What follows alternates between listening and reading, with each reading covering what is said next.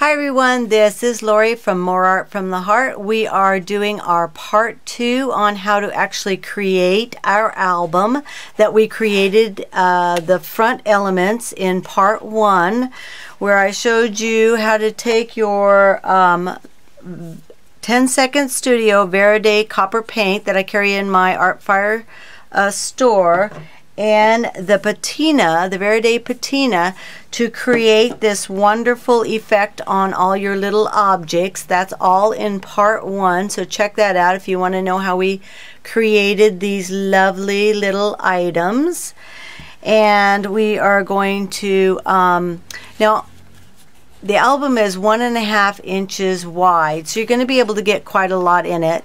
I like the leather look of this and the contrast of painting the binding in copper. I also added an accent strip on here that I punched out of with my Martha Stewart, and it's just the butterflies, and I painted them copper, and then I went back over and used the patina to give them this look, and then glued that on the end of our binding. You may use whatever you would like. This is just an idea if you would like to use that one. So we are going to start here, and I'm going to show you what you need to build your own album. Now we're going to take heavy cardstock, and we're going to cut out some pieces here. This one here needs to be 11 inches long by 3.5 inches wide. You're going to score in 1 inch from the top and 1 inch from the bottom and 1 inch from each side, and then you're going to score it and fold it and get your folds going in there. And then you need another piece, and this piece will be 9 inches long by 3.5 inches wide, and you're going to score in 1 inch from each side. You do not score on the top and bottom of this piece. You're going to take another piece. This is the stiffener that's going to help hold our binding rings on, and you are going to do this out of chipboard, and you're going to you're going to cut it 8 13/16 by 1 5/16. And if you have a hard time with that measurement, you can go ahead and do 8 1/4 and 1.5 inches, and then cut off 1/16 of an inch all the way around the sides. Now the reason we do it just a little bit smaller is you want it to be able to fit inside here, and you want to be able to fold the edges up easily. So by cutting that little bit off the edge here, we'll be able to make that fit inside.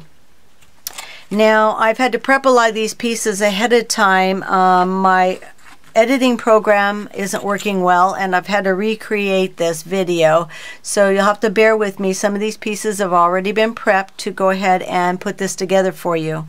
The next thing you're going to need is 2 exactly of chipboard, heavy chipboard if you've got it, 9 by 6 inches wide and long. And then you're going to take your copper paint, shake it up real well, and go ahead and paint the back side of your long 11-inch piece and the inside of your 9-inch piece. Now I went ahead and painted these in the copper just because I like the contrast, and so then you set those aside and let them dry. This piece here is going to be hidden within inside of the 2 pieces I just showed you. You do not need to paint this one, and I'll explain how to put the holes in it, the measurements for that in just a moment. Okay, so I wanted to show you how I prepped one of the pieces here. So for the both front and back covers, I first started by taking my chipboard and a paper towel, and I just crunched up the paper towel and dipped it in some of my gesso, and like this is the gesso, kind of gesso I use. And so you're just going to dip it in your gesso, and you're just going to blot it on. to get just kind of a interesting texture. Of course, you can make any kind of texture you'd like on it. We're doing this to make it look like leather. You want to leave some of the areas exposed on the cardboard. This is going to give you a two-toned effect. You won't have to use two different colors of brown paint to get this effect if you leave some of it exposed. Now let me show you how what we did to get. So this would be now painted brown, and here the other side I've already got it prepped. And just after the brown dries, and here you can see, can you see how there's two different tones in there? You can see the two different colors. That's from leaving some of the chipboard exposed before painting it. And I just use a brown craft paint. Then I go over everything with my Tattered Angels Glimmer Mist, and this is just the pearls. It doesn't really have a color to it. It just has a little bit of shine, and I think it helps seal your paint. So I go ahead and I do that over it and let that dry. Then I take my copper paint, give it a shake. You want to get those metal flakes of real copper in through your paint. And I'm just going to put a little bit here in this tray, and we're going to take this. And what I do is, okay, now this brush is a dry brush, and I take and I just kind of put some paint on it here. And then you want to rub it off, actually, a lot of it on your paper towel. So you just have a really light coating of it on there. And then you want to lightly go with the tip of the brush across, and you'll start seeing how all those little raised edges are going to start showing up really nicely on your chipboard. And then you want to do that again if you need a little bit more, and get some of that off. Start at the sides first and come in, because if you've got a little bit of a heavy amount of the copper paint on your brush, you're going to get it up around the edges where it actually will look all right, because old books, the edges are kind of worn looking, and you're going to see a little bit more of that look to them. So here you just keep coming in and pulling some of the paint in from the sides, and you're going to start seeing, if you do this with a really light touch, and I have very little on my brush right now, so I can press down and go a little bit faster because it's very, very light on there. So this is what you're doing to get that lovely little gold thin flakes. Do you see that? And see how you can see all the high points? So then you would let this dry before you assembled it. Now I came up with an idea for someone who doesn't have a mask but would like to make a design on their book. If you see right here on your album, see I have a design in here. Well, I achieved that by taking a Martha Stewart punch. This is one of the ones that you can center wherever you would like to. And I punched some out. This is just regular cardstock. It's going to end up being a one-time use type mask, but then you're not having to go out and buy a mask if you don't happen to have any.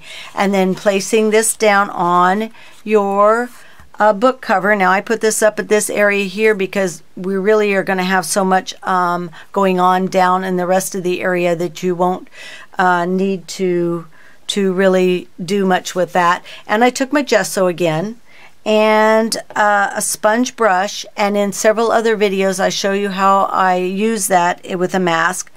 And you're going to go ahead and kind of glob it on, and then I lightly go over the edge of it without getting down to the mask itself, and kind of smoothing it out. And then when you pull away, you'll have your design on there. Let's see if I can show you here. And see, you're going to have a nice little mask design just to give it a little bit more texture. I've then gone around the edge over here just in case any of the edge of this is going to show around our elements. And I've done the method where I've just crunched up a paper towel and put the gesso on. And then I've let it dry. I've put my coat of brown paint on. Then I've let that dry. I've put my glimmer mist on. I let that dry. So it is a little bit of a long process, but you get a lovely look when you're done. And then I've gone back over with my copper paint to get that lovely shine we've got going on there. Okay, so let's assemble our book. This is our front cover. We want this on the left side. So you want to check that if you pull your book over, yep, that's the side I want. Alrighty, and so your pieces of cardstock have dried, and so you're getting ready to put those down. Now this is the long one, the one that's going to be scored at the top and the bottom. And you're going to place this just inside those lines, and we're going to glue down right inside there like this. So I'm going to take my 3-in-1. I don't know if you could do this with your glue guns. It might fall apart. You might want to use a liquid type gel. Now we're only going to glue just within this space here. Show you. You do not want to glue up at the top and the bottom where we've scored. Here, I'll go ahead and do it and show you. I get a nice generous amount of glue on there because you want this to stick down nicely. Make sure you get that raw edge over there too. Alrighty, and then we're going to place this cover. Now you can see I do not put any glue up at the top or the bottom edge there because we're going to be folding those in and we don't want glue on them just yet. And I'm going to go in and place this cover just inside there. Got to hold down a few minutes. And if you can see here, I've left my little fold line so you can fold right up. Make sure that you can fold up while you're waiting for this to dry.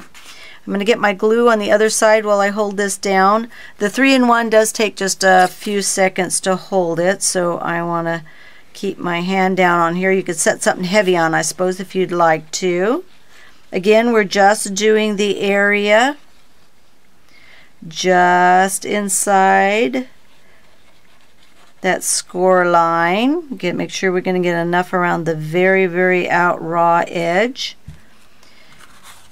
And make sure this is in the back of my cover. They both look about the same to me, so let's go ahead and use this.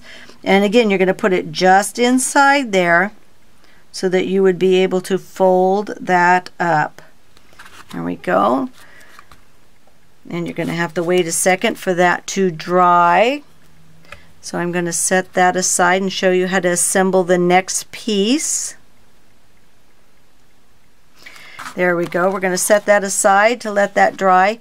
Now you're going to take your piece that was 9 inches long and 1.5 inches wide, and I'm going to show you that you need a binder clip. I sell these in my Artfire store to do this type of look like we have done here. And this one I have prepped and finished. It has the copper paint and then the patina on it, and look how lovely it rusted and weathered look. I love this. This is my favorite piece so far. Alrighty, and then you've got some brads that are going to fit here in the hole, so you want to have those ready when you do this. Now I find this is the easiest way for me to do this is I take a pencil, let me find my pencil, and a pair of scissors. Because your crocodiles and things like that are not going to reach in far enough. I take and measure. First I go ahead and get this piece there, and I measure from the top and the bottom each. So this is equal distance and this is an equal distance. And then I mark with my pencil, and this piece you could use with your crocodile or a hole punch because you could be able to reach in far enough. Then you take this piece because it now has your exact measurement. You want to lay that down so you have a little space at the top, a little space at the bottom, and of course a little space on each side so we can fold. And you want to mark with your pencil. And I just fill this in with my pencil. And because your crocodile is not going to reach in here, You can just take a pair of scissors that are very pointy, or anything else that you have that has got a good hole that you can punch a good hole with. And we want to go ahead and make our hole. Now don't worry if this isn't perfect. You just don't want to go beyond it, because you're going to actually cover it on the other side. So if it's not like, if it's a little oval, it's okay. Okay, so we're going to get those pieces in there. Now what we're going to do is we're going to glue this to this. You're going to make sure that you leave a little bit at the end. In fact, I'm going to draw just about, you go down about an inch, inch and a half in. You can go ahead and make a line if that'll make it easier for you to remember. Your glue is only going to go right in between those lines. So you're going in the center piece and you're getting your glue on there, and get some out around those. There we go. Get my glue going here. And you want to go down near, not exactly in your fold line, but very close to it. And you want to get your glue on there. Now you're leaving these exposed. We're going to tuck something into the ends, so that's why you do not have glue on those. Do you see where my glue is? Alrighty, so then we're going to take this piece here. We're going to leave that little space at the end and the little space at the sides. Line it up with the holes we made and give it a press down. Now it's only, remember, it's only getting glued right there in the center. We're going to hold that a second. Alrighty, we're going to flip it over and you're going to see that you have your holes there. So then we're going to take our finished binder rings, line them up on the holes, run our brads through there, and open up our brads at the back. It's going to secure them down. I also suggest that you take and run just a little bead of glue. I'm sorry, I should have said that at first. A little bead of glue right here on the back. It just helps give it an extra secure mounting there. Okay, so we're going to put in our other brad here.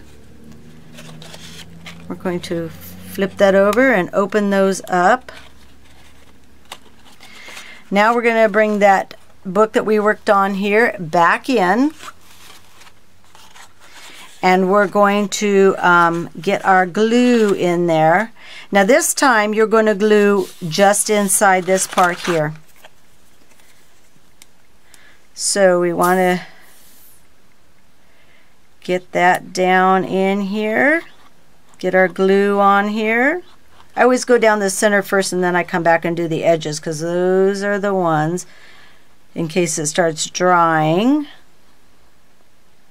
that is important to have a good adhering right there. Alrighty, so we've got our glue in there. Now I have not glued up in the top or the bottom where we are going to fold. We've only glued in the center of that. We're going to take it like this. We're going to set that in the glued area, and we're going to leave that little gap. And you will see that there is a little gap at either end of that, so that you'll be able to fold up. Remember, that's the whole purpose, is to get this folded. Okay, and so we're going to have to give this just a minute. Now I'm going to show you the reason, maybe I'll zoom down here, the reason we left this undone without gluing it yet is you are going to take this top piece, you're going to add glue to it, and you're going to fold it in. This is what helps give you that seamless look to the end of the binding. So we want to go ahead and do that right now. We want to get our glue going, and I think the easiest way is to go ahead and put the glue, because then you know exactly where to do it. I'm going to put it on the flap, and I'm going to make sure I do not get glue right there in the crease. If you get glue in the crease of them, it's okay, but it just makes it harder for the book to bend. So you want to make sure that if you can avoid that, then do that. And so you're going to put that down and give it a second. Sorry, my camera is wobbling. It's on a tripod that's hooked to this wobbly table. There we go. Now you can go back in here. And again, this is where I would do the glue and glue in this area here so that you can get this to stick down and go along the top edge here. So we want that to stick nicely. Fold over. And I've got a little bit of glue coming out the top. That's okay. I'm going to squeeze it off here. And see how that gives you such a beautiful binding. Just a nice seamless binding.